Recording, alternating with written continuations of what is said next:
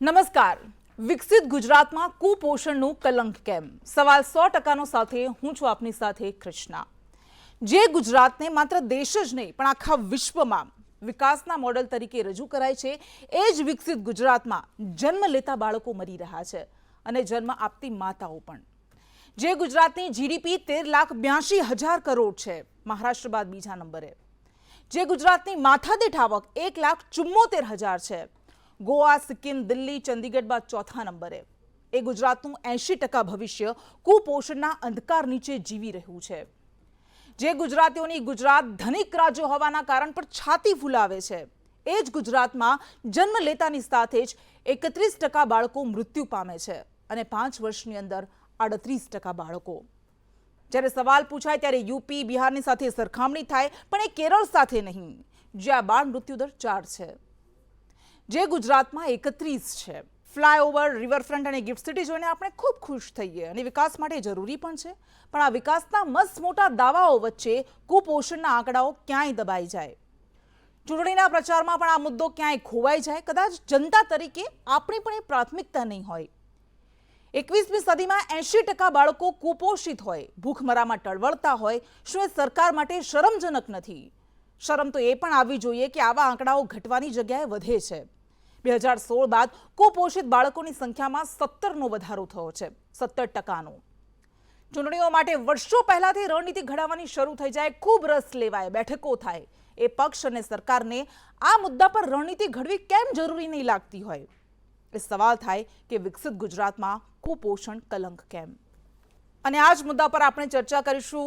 મુદ્દો ઘણો ગંભીર છે, એવી આશા રાખીએ કે બધા મત પણ ગંભીર રીતે આવે. આપણી સાથે ભારતીય જનતા પાર્ટીમાંથી પારુલ પટેલ જોડાઈ ગયા છે, કોંગ્રેસમાંથી પાર્થિવરાજ કઠવાડિયા જોડાઈ ગયા છે અને પીડિયાટ્રિક ડોક્ટર હાર્દિક પટેલ જોડાઈ ગયા છે. આપ તમામનું સ્વાગત છે. પારુલબેન, સૌથી પહેલા સવાલ આપનાથી કરીએ.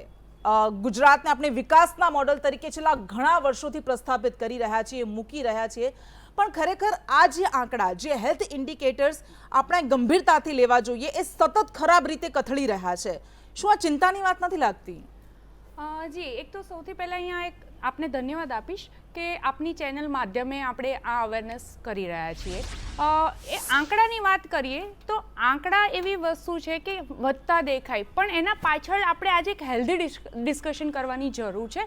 આજે રાજનીતિને હું નહીં પણ એકચ્યુઅલી હેલ્ધી ડિસ્કશનમાં માનીશ. એનું કારણ છે કે આંકડા કેમ વધે છે, તો એના પાછળ બેઝિક છે એજ્યુકેશન. જે મધર્સની વાત કરીએ તો ગવર્મેન્ટ તો એટલી બધી યોજનાઓ લઈને આવે છે અને ગવર્મેન્ટ એજ્યુકેશન પણ આપી રહી છે, પણ ક્યાંક ના ક્યાંક લેક ઓફ નોલેજના કારણે દરેક મધર જે પોતાના બાળક સુધી એ નોલેજ નથી ફોરવર્ડ કરી શકતી કે નથી એ હેલ્ધી મીલ નથી બનાવી શકતી. એટલે હેલ્ધી મીલ એ આપણે જે કહી શકીએ બેલેન્સ ડાયટ, તો એ પણ ખૂબ જરૂરી છે. પારુલબેન, તમે હમણાં એમ કીધું કે એજ્યુકેશન વધે છે પણ નોલેજ નથી વધતું. આંકડાઓ એટલા માટે વધે છે કારણ કે એજ્યુકેશન વધે છે. આ કઈ રીતે કોઈ સમજી શકે? એક જ વસ્તુ છે, એજ્યુકેશન ગવર્મેન્ટ પ્રોવાઈડ કરી રહી છે, પણ એક્સેપ્ટન્સ રેશિયો કેટલો છે? દરેક વ્યક્તિ જ્યારે મધર એઝ અ મધર, કારણ કે મેં પોતે જોયું છે ગામડામાં, એઝ અ સમાજ સેવિકા પણ અમે કામ કરતા હોઈએ છીએ, ગામડાઓમાં અમે પણ જતા હોઈએ છીએ, તો ત્યાં જઈએ છીએ જ્યારે સપ્લિમેન્ટ્સ ગવર્મેન્ટ તરફથી આપવામાં આવતી હોય છે,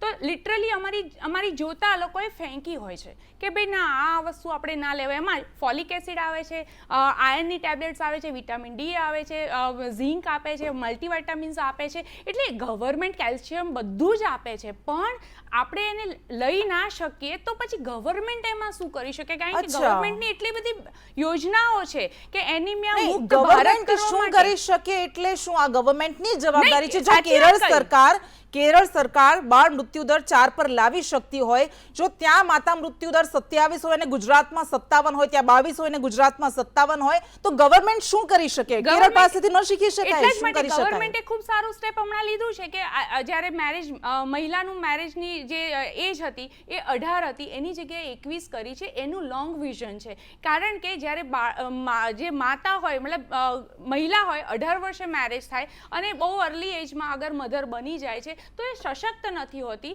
સુપોષિત નથી હોતી અને એના જ કારણે એનું બાળક પણ કુપોષિત આવે.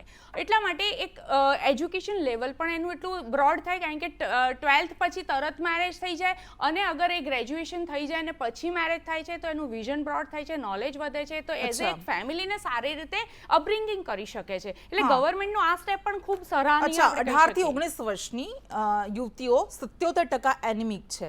આગળ આપણે ચર્ચા કરીશું એ મુદ્દા પર, પણ પાર્થિવરાજભાઈ, તમને શું લાગે છે કે એટલા માટે આટલી મોટી નિષ્ફળતા સરકારની છે કારણ કે સરકારે પહોંચાડી નથી શકતી, લોકોમાં જાગૃતિ નથી? મને તો આજે ખબર પડી કે મહિલાઓ માટેની ઉંમર 18 થી 21 ક્યારે થઈ ગઈ એ હજી મને ખ્યાલ નથી આવતો કે ક્યારે એ નિયમ પસાર થયો. તમે વાત કરી, ચલો જવા દો. આપ બોલતા હતા ત્યારે હું નહોતો બોલતો. વિધાનસભા ગૃહના આંકડા એવું કહે છે કે 30 જિલ્લામાં 1.25 લાખથી વધુ બાળકો કુપોષિત છે. આપણે નેશનલ એવરેજ જોડે સરખાવીએ તો ગુજરાત રાજ્યમાં જે NHFS 5નો જે રિપોર્ટ છે એ પ્રમાણેના આંકડાની વાત કરીએ તો જે નેશનલ એવરેજ 35ની સ્ટન્ટેડ ચિલ્ડ્રન્સમાં છે એ ગુજરાત રાજ્યની 39% છે. વેસ્ટેડ બાળકોની જે છે એ એવરેજ સમગ્ર દેશની 19% છે, ગુજરાત રાજ્યની 25% છે. એ જ રીતે આપણે જોવા જઈએ કે 6 થી 23 મહિનાના જે બાળકો છે એમાં માત્ર 6% બાળકોને એડિક્વેટ ફૂડ મળે છે. સાથે સાથે બીજી વાત કરીએ કે 5 વર્ષથી નાના બાળકોમાં 80% બાળકો ગુજરાત રાજ્યના કુપોષિત હોય છે. આ ફિગર્સ મારા નહીં, સરકારના ફિગર્સ છે. કદાચ સરકારના ફિગર ખોટા હોય તો મને ખબર નથી. બીજી વાત કરીએ કે જે માતાઓ એટલે જે પ્રેગ્નન્ટ વુમન્સ છે એમનામાં જે અનિમિયાનું સ્તર છે એ નેશનલ એવરેજ 52% છે, જ્યારે ગુજરાત રાજ્યમાં 63% છે. એટલે મોટા પ્રમાણમાં મહિલાઓની વાત કરીએ તો 15 થી 49 વર્ષની વચ્ચેની મહિલાઓમાં 100માંથી 25થી વધારે મહિલાઓ અનિમિયાથી પીડાય છે, કુપોષણથી પીડાઈ રહી છે. આ બધા જ સરકારી આંકડા જે વિધાનસભામાં આપ્યા હોય, લોકસભાના પટલ ઉપર આપ્યા હોય, રાજ્યસભાના પટલ ઉપર આપ્યા હોય, અને જો સરકાર એવું કહેતી હોય કે અમે તો ઘણી બધી યોજનાઓ લાવીએ છીએ પણ જો પ્રજા સ્વીકારતી નથી, આજે વેસ્ટેડ અને સ્ટન્ટેડ બાળકોમાં મધર્સમાં ક્યાંક દાહોદ અને નર્મદા જેવા જિલ્લાઓ સમગ્ર દેશમાં ટોપ કરી રહ્યા છે. એટલે દુઃખ સાથે કહેવું પડે કે જે ગુજરાત મોડલની વાત થાય છે, જે ગુજરાત મોડલની ચર્ચા થાય છે, એ શું કુપોષણનું મોડલ છે, કુપોષિત બાળકોનું મોડલ છે, કુપોષિત મહિલાઓનું મોડલ છે, અને સરકાર જે યોજનાઓ લાવી રહી છે એ ક્યાંક ને ક્યાંક લોકો સુધી નથી પહોંચી રહી, તો સરકારની નિષ્ફળતા છે. આ યોજનાઓ વિશે પણ વાત કરીશું ને એ ન પહોંચવા પાછળના કારણો શું છે એ પણ એક મોટો વિષય. આપણે જ્યારે અહીંયા બેઠા હોઈએ અથવા તો શહેરોમાં ઘૂમતા હોઈએ, આટલો વિકાસ જોતા હોય, ત્યારે કોઈ વ્યક્તિ ભૂખમરાને કારણે મરી જાય એ આપણે કદાચ કલ્પના પણ ન કરી શકીએ, પરંતુ આ એક વરવી હકીકત છે જે અંતરિયાળ વિસ્તારોમાં, આદિવાસી વિસ્તારોમાં બની રહ્યું છે અને શહેરોમાં પણ થઈ રહ્યું છે. હાર્દિક પટેલ પાસે જઈએ, ડૉક્ટર છે. હાર્દિકભાઈ, બાળકોમાં એનિમિક બાળકોનું પ્રમાણ વધી રહ્યું છે, 80% બાળકો કુપોષિત છે, જન્મ લેતા બાળકો મૃત્યુ પામી રહ્યા છે. આ બધા જ કારણો પાછળનું, આ બધી સ્થિતિ પાછળનું કારણ આપને શું લાગે છે? ઇન જનરલ કૃષ્ણાબેન જોવા જઈએ તો અમે બાળરોગ નિષ્ણાત તરીકે એક વસ્તુ 100% કહીશ કે જ્યારે પણ અમે PMના બાળકો જેને પ્રોટીન એનર્જી માલ ન્યુટ્રિશન કહેતા હોઈએ તો અમે એનું એનાલિસિસ બે રીતે કરતા હોઈએ છીએ કે either it can be organic or non organic, એટલે કે આ ખરેખર રોગની કારણે છે અથવા તો ન્યુટ્રિશનની કારણે છે. હવે ઇન જનરલ જો રોજે રોજની OPD અમારે ડૉક્ટર્સની જોતા હોય તો એમાં ઓલમોસ્ટ 70 to 80% કેસીસમાં ન્યુટ્રિશનલ પ્રોબ્લેમ્સ વધારે હોય છે રાધર દેન રોગની કારણે. પણ સપોઝ જ્યારે પણ કોઈ બાળક આવે તો એમાં એનાલિસિસ આ બે રીતે કરવું જોઈએ. હવે ન્યુટ્રિશનની વાતો કરીએ તો એમાં પણ બે પ્રકાર છે કે એક અર્બન બાળકો જે શહેરી વિકાસના બાળકો છે અને જે ગામડાઓના બાળકો છે.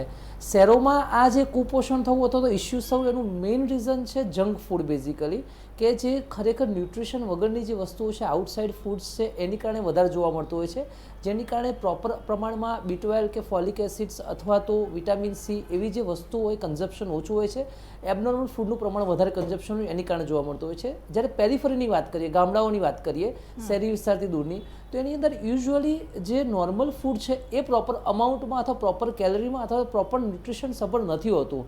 જેમ કે કોઈ પણ ગામડાનું બાળક હોય એના ન્યુટ્રિશનની વાત કરીએ, જ્યારે કોઈ બાળક આવે પૂછીએ તો એ લોકો નોર્મલી એક સામાન્ય અડધી રોટલી, થોડુંક શાક, થોડો ગોળ કે થોડીક છાશ એવું બાળકને આપતા હોય છે. તો મેઇનલી જે ઇસ્યુ જોવા મળતો પેરીફરીમાં એ રીઝન હોય છે કે જેની અંદર ખરેખર જે સાત્વિક આહાર આપવો જોઈએ, જેમાં ફ્રૂટ્સ હોવા જોઈએ, જ્યુસ હોવા જોઈએ, હિમોગ્લોબિન રીચ ખોરાક હોવો જોઈએ, પ્રોટીન રીચ ખોરાક હોવો જોઈએ, ન્યુટ્રિશન યુક્ત ખોરાક હોવો જોઈએ, નથી હોતો. તો મેઇન ડિફરન્શિએટિંગ ફેક્ટર આ છે.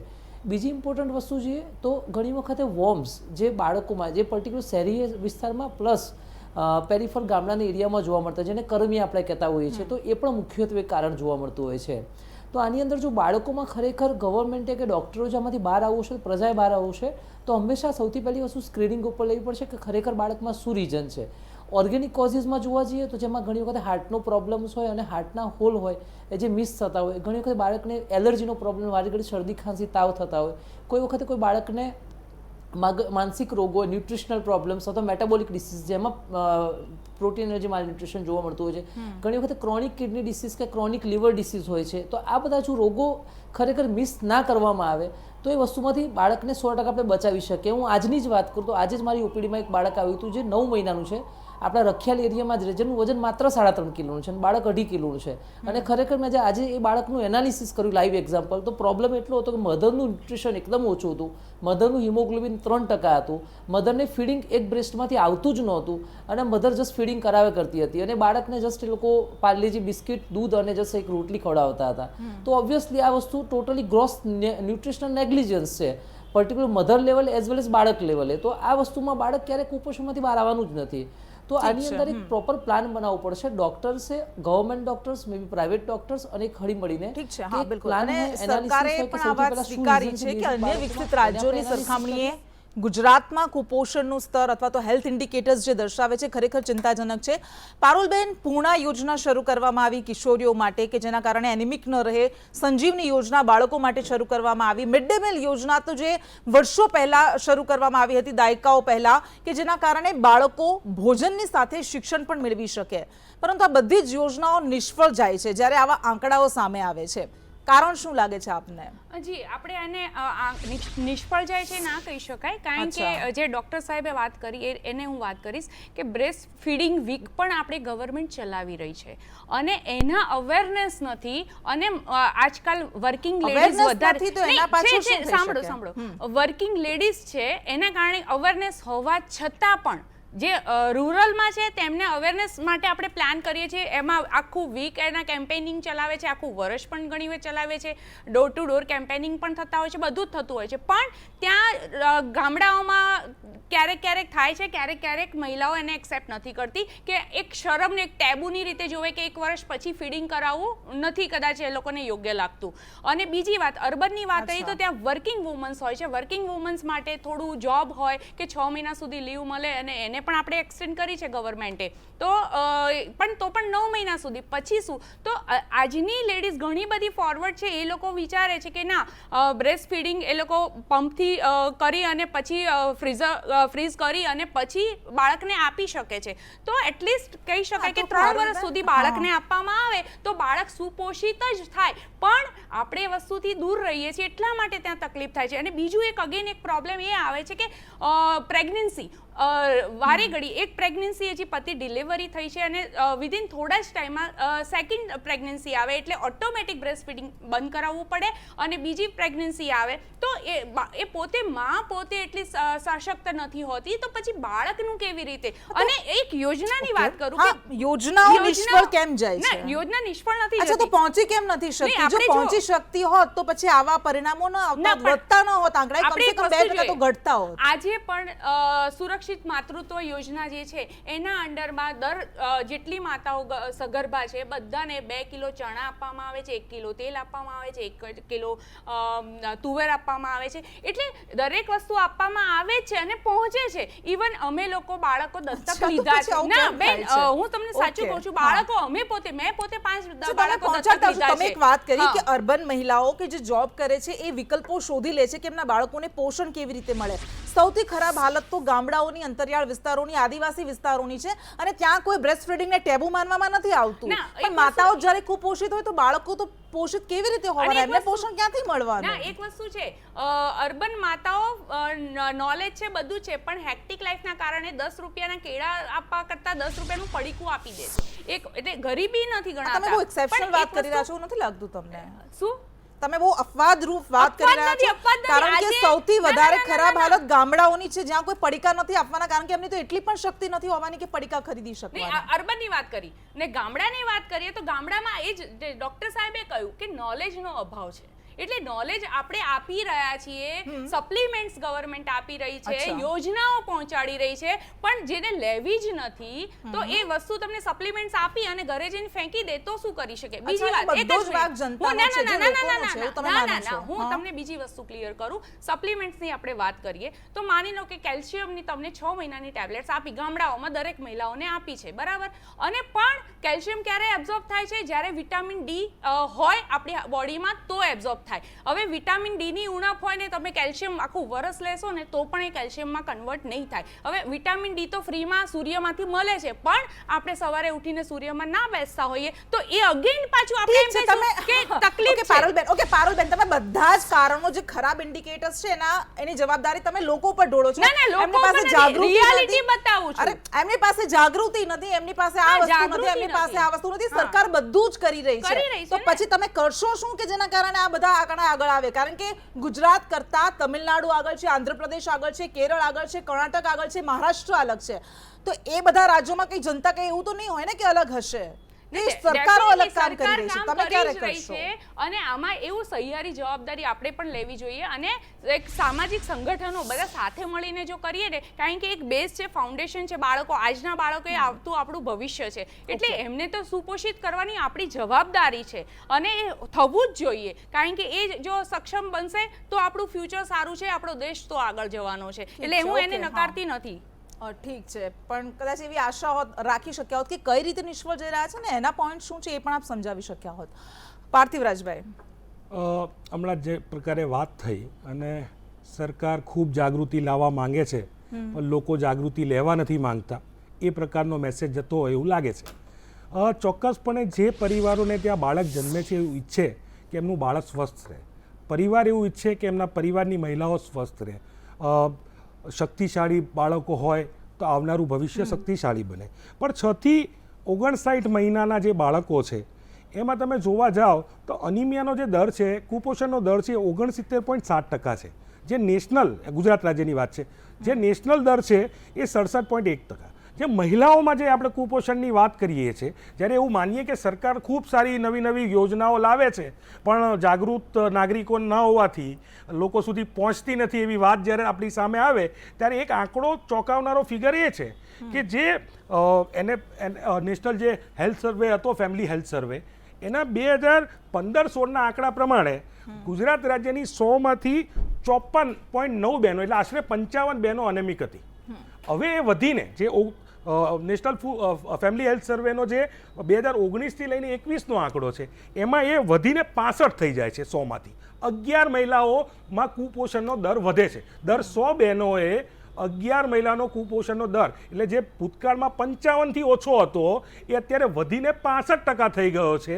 તો આ કયા પ્રકારનું ગુજરાત મોડલ એ આપણી સમક્ષ મુકાઈ રહ્યું છે? એ જ પ્રકારે જે ગણીએ તો સમગ્ર દેશમાં આપણે ગુજરાત મોડલના નામે સમગ્ર દેશમાં પ્રચાર પ્રસાર કરીએ છીએ, આટલું સક્સેસફુલ હતા છતાંય નેશનલ જે એવરેજ છે એના કરતાં આપણામાં મહિલાઓમાં કુપોષણનો દર 8% વધારે છે. નેશનલ એવરેજ તો માત્ર 57% હા, છે. ઠીક છે. એટલે આ પ્રકારના આંકડા હકીકત તો આપણે ગ્રાફિક્સના માધ્યમથી પણ બતાવી રહ્યા છીએ, પણ પાર્થિવરાજભાઈ એ કે તમે વિપક્ષમાં છો અને ખૂબ જરૂરી છે કે આ બધા મુદ્દાઓને પણ એટલું જ પ્રાધાન્ય આપવામાં આવે. તમને શું લાગે છે, તમે એવા સૂચનો શું આપી શકો કે જેના કારણે સારું કામ થઈ શકે? ચોક્કસપણે બેન, સરકારને જો કુપોષણની દિશામાં કામ કરવું છે, કુપોષણ ઘટાડવું છે, મહિલાઓમાં ઘટાડવું છે, બાળકોમાં ઘટાડવું છે, તો એના માટે નૈતિક ધોરણે નીતિમત્તા જોશે, કામ કરવાનું પેલું વિલ જોશે. Where there is a will there is a way. માત્ર જાહેરાતો પાછળ ખર્ચા કરી, કરોડો રૂપિયાની જાહેરાતો પાછળ ખર્ચા કરી અને જો ગ્રાસરૂટ લેવલે જમીની લેવલે જો કંઈ કામ ન થવાનું હોય તો આનો કોઈ મતલબ નથી. આંગણવાડીઓ શું કરી રહી છે તો આંગણવાડીઓના ડેટા જોઈએ છે. આપણે જોઈએ છે કે સ્કૂલમાં જે બાળકોને જે ભોજન અપાય છે એની માત્રા પણ ખૂબ ઓછી હોય છે. જ્યારે ગ્લોબલ હંગર ઇન્ડેક્સના આંકડા સામે આવે એ રાજ્યો પ્રમાણે નથી આવતા, નહીતર એ પણ ખબર પડી જાય કે ગુજરાતમાં હંગર ઇન્ડેક્સ ગુજરાત ક્યાં છે આ હંગર ઇન્ડેક્સમાં.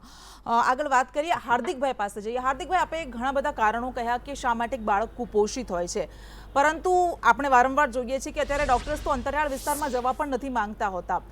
ગામડાઓમાં અથવા તો અંતરિયાળ વિસ્તારોમાં, આદિવાસી વિસ્તારોમાં ગરીબ જે લોકો છે એમાં બાળકોમાં પણ એટલું કુપોષણ હોય છે. સ્વાભાવિક છે કે માતામાં પણ એટલી હાલત ખરાબ હોય છે. તો તમને શું લાગે છે કે એની પાછળનું કારણ માત્ર જાગૃતિનો અભાવ છે કે પછી ખરેખર યોજનાઓ ત્યાં નથી પહોંચતી? સ્વાભાવિક રીતે બંને વસ્તુ જવાબદાર છે આની અંદર. ગવર્મેન્ટ યોજનાઓ ઘણી બધી બહાર પાડે છે. In fact I think more than ample of યોજનાઓ છે, પણ લોકો સુધી પહોંચવું, લોકો એને સમજવી, લોકોમાં એનું ઇમ્પ્લિમેન્ટેશન થવું અને લોકો એને એક્ઝિક્યુટ કરે અને યોજનાનો પ્રોપર લાભ લે તો યોજના સક્સેસફુલ ગણી શકાય. બાકી યોજના હોય તો સક્સેસફુલ ના ગણી શકાય. અને મેક્સિમલ આ જ રીઝન છે કે બેઝિકલી યોજનાનું છેલ્લે સુધી જે પેનિટ્રેશન થવું જોઈએ તે પહોંચતું નથી અને એની પાછળ મલ્ટિપલ કારણો જવાબદાર છે, જેમાં લેક ઓફ એજ્યુકેશન પણ છે, લેક ઓફ એક્સેપ્ટન્સ છે, લેક ઓફ અન્ડરસ્ટેન્ડિંગ્સ છે, આ બધી વસ્તુઓ છે. અને બીજી ઇમ્પોર્ટન્ટ વસ્તુ એની અંદર એ છે કે એક સ્ટિગ્મા રહેલો હોય છે કે અમુક વખતે પેરિફેરલ એરિયાઝમાં અથવા સેન્ટ્રલ એરિયાઝમાં કે ગવર્મેન્ટની યોજના હશે તો એની અંદર કંઈક આપણી કંઈક વસ્તુ એ લોકો લઈ લેશે અથવા તો આપણને ક્યાંક હેરાન કરશે, તો એની કારણે પણ લોકો એક્સેપ્ટન્સ નથી કરતા હોતા. હવે સ્વાભાવિક રીતે આ વસ્તુમાંથી જો બહાર આવવું હશે તો સરકારશ્રીએ પ્લસ ડૉક્ટરો કે આંગણવાડી વર્કર અથવા તો જે લોકલ નેતાઓ કે સામાજિક વ્યક્તિ હોય એ લોકો આને, અમે લોકોએ ઘણો એક પ્રોજેક્ટ ચાલુ કર્યો જ્યારે અમે ઇન્ટર્નશીપમાં હતા, જેને પબ્લિક પ્રાઇવેટ પાર્ટનરશિપ કહી શકાય, કે જેમાં કોઈ પણ પીએચસીના ડૉક્ટર અથવા તો જે તે લોકલ એરિયાના પ્રાઇવેટ હોસ્પિટલના ડૉક્ટર્સ એ દર રવિવારે અથવા તો દર મહિનાના એક છેલ્લા રવિવારે કે પહેલા રવિવારે કોઈ એક દિવસ નક્કી કરવામાં આવે, એ વખતે દરેક ગામનો એક કેમ્પ કરે અને જેમાં એ દરેક ઘરના બાળકોનું અથવા તો સ્ત્રીઓનું એનાલિસિસ કરે કે એની અંદર ખરેખર ન્યુટ્રિશનનું પ્રમાણ ઓછું છે કે નહીં અને છે તો કેટલા પ્રમાણમાં છે અને કોને કોને છે, અને સાથે સાથે એના માટેના પ્રોપર સલાહ સૂચન કરે. અને પછી આ એક આખું જ મેગા કેમ્પ જો કમ્પ્લીટ થઈ જાય દર વખતે, પછી એનું દર 3 મહિને અથવા તો 6 મહિને એનાલિસિસ કરવામાં આવે અને એમની સાથે જો આની સાથે એ પણ જરૂરી છે કે ડોક્ટર્સ પણ એવું ન વિચારે કે માત્ર શહેરી વિસ્તારોમાં જ તેમને કામ કરવું છે, કારણ કે નૈતિક જવાબદારી તેમની પણ છે કે જે લોકોને જરૂર છે ત્યાં સુધી પણ તેઓ પહોંચે. પારુલબેન, સમયનો અભાવ છે આપણી પાસે, છેલ્લી આપની કમેન્ટ ખૂબ જ ટૂંકમાં જવાબ આપશો. આપને શું લાગે છે કે કયા એવા મુદ્દાઓ છે કે જેના પર વધારે ફોકસ કરવાની જરૂર છે? કારણ કે અંતરિયાળ વિસ્તારોમાં કનેક્ટિવિટીની ખૂબ મોટી સમસ્યા છે. વારંવાર આપણે જોઈએ છીએ કે સગર્ભા બહેનોને ચાદરથી લઈ જતા હોય છે, હોસ્પિટલ સુધી પહોંચાડતા હોય છે, કારણ કે 108 પણ તેમના સુધી નથી પહોંચી શકતી. તો નથી લાગતું કે વિકાસના ફળ એમના સુધી પહોંચે ત્યારે જ ખરો વિકાસ કહેવાય? જી કૃષ્ણબેન, વિકાસ તો કેવું છે બધી જગ્યાએ પહોંચ્યો છે આજે. અને બીજી એક ખાસ એક ટીપ આપી દઈશ કે એનિમિયાની વાત કરી આખા ટોપિકમાં, તો એનિમિયા થવા પાછળનું કારણ એક વિટામિન સી, આપણે આયર્ન લઈ રહ્યા છીએ પણ વિટામિન સી સાથે ના લેતા હોય. માની લો કે વિટામિન સી છે ને એ વોટર સોલ્યુબલ હોય અને વિટામિન બી, તો વિટામિન સી છે 24 કલાકમાં બોડીમાંથી નીકળી જાય છે યુરિનના થ્રુ. તો તમે આજે 2 લીંબુ પી લીધા, 3 લીંબુ પી લીધા અથવા તો ઓરેન્જ જ્યુસ પી લીધો, યા તો વિટામિન સી ટેબ્લેટ્સ લઈ લીધી અને પછી 2-3 દિવસ નથી લેતા, તો પછી આયર્ન ટેબ્લેટ્સ લેવા છતાં પણ આયર્ન નહીં હેલ્પ કરે. એટલા માટે ઇન્ફોર્મેશન કોણ પહોંચાડશે? એટલે જ હું તમને હું પહોંચાડી રહી છું ને. મારી પણ જે લોકો કદાચ ગરીબ મહિલાઓ તો ટીવી પણ નહીં જોતી હોય ને, તો એમના ઉપર અમારું ડોક્ટર સેલ છે ભાજપમાંથી, તો એ પણ આ રીતે કામ કરે છે. એટલા જ માટે તમારા દર્શકો સંદેશ ન્યૂઝ તરફથી એક ઇન્ફોર્મેશન હું પણ થોડી શેર કરી શકું જેથી કરીને બેનિફિટ મળી શકે. ચલો આશા રાખીએ કે કમસે કમ આખું એવું ઓર્ગેનાઇઝેશન બનાવવામાં આવે કે જેના કારણે વાસ્તવમાં તેમના સુધી લાભ પહોંચે. પાર્થિવરાજભાઈ, લાસ્ટ 10 સેકન્ડ લઈશ આપની કૃષ્ણાબેન.